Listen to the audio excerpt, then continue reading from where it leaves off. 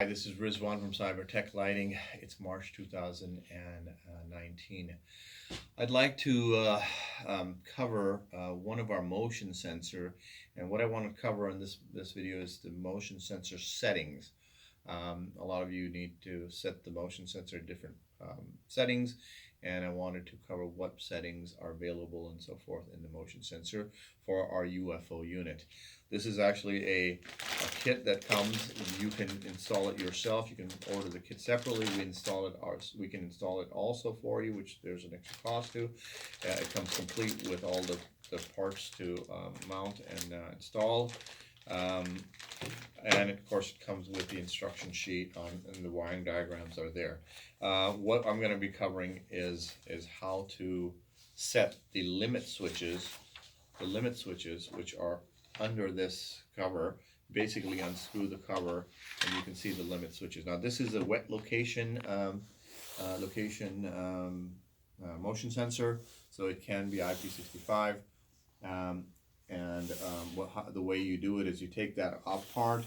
You've got, it looks just like that. You've got all of these dip switches. Up is for on, down is for off. This is the sensor, and this is a pretty sophisticated. It has many settings on it. You can use them all or you can not use them. If you're going to be using it at a bi-level setting, a dual bright function, then what you're going to do is you're going to connect the you're going to make sure that the dimming wires are connected. So if our unit comes with the dimming, there could be some UFOs that do not have dimming functions.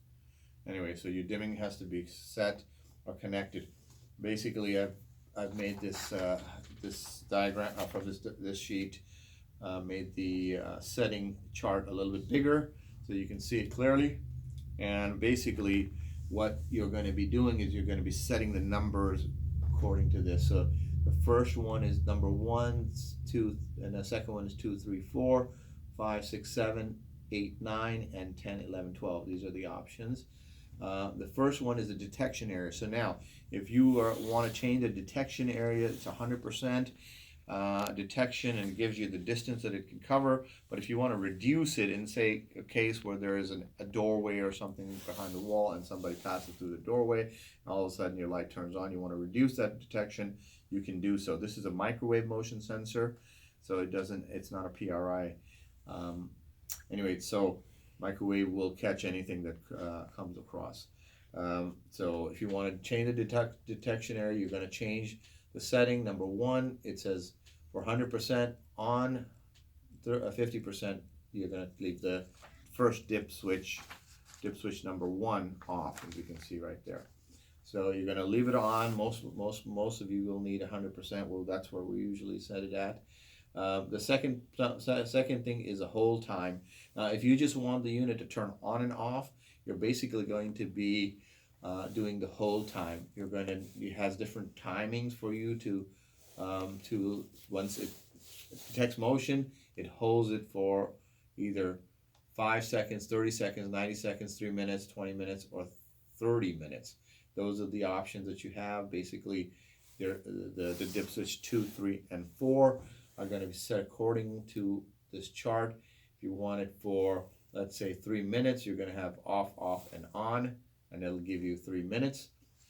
And if you just don't want it, that's all you need, that's what you do. You don't connect the dimming switches. If you need it to dip down into a lower lumen, you're going to connect the dimming, and the dimming has a setting, and that's called the standby dimming level. And the standby dimming period is the period that when it dips down to a lower lumens, you can set it to run for different timings: 60 minutes, 30 minutes, 10 minutes, 5 minutes, or 5 seconds. Or you can just leave it. If this product has to stay on all the time, you can set the setting to be unlimited on. So once it dips down to a lower level in a parking garage and you want lights on there all the time, you basically can set that and have it on all the time. Again, this is when you do the setting with the dimming. And of course, if you want not to do that and you want it to be on for at least 10 minutes, and then after the 10 minutes it will shut off, you're going to set it accordingly. Number 3 there would be on. Dip switch number 5, number 6 will be off, and then number 7 will be on. That will give you actually 30 minutes. So you can set it a different thing. So this is the time period, and the time period you can set after that 30 minutes, it would completely turn off. This also gives you where you want to be able to dim to. So 8 and 9 tells you can dim it down to 50%, 30%, 20%, or 10%. Basically set number 8 and number 9 on the limit switches, and it'll tell you. So if you wanted to do it for 30%, you would have number 8 off, down, and number 9 up, and it will give you 30%.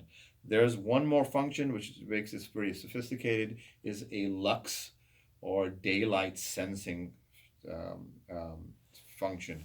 So now if you have this, let's say by the dock area, and you've got plenty of light there, you can bring down the lux to, let's say, 200 lux. A lux is what it is 1 lux per meter square. So 200 lux it would be within a meter square area, and if there's that ambient light, then you can set it where it will turn on only when it gets to that 200 lux, which it gets down to that dim of a section.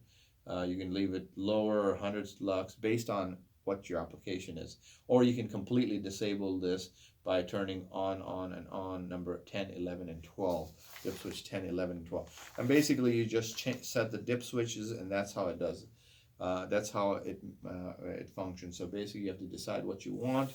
If you want us to do it for you, we would give you this paper, you would circle the ones that you want, and we would set that for you. I think that pretty much covers this. Thank you very much.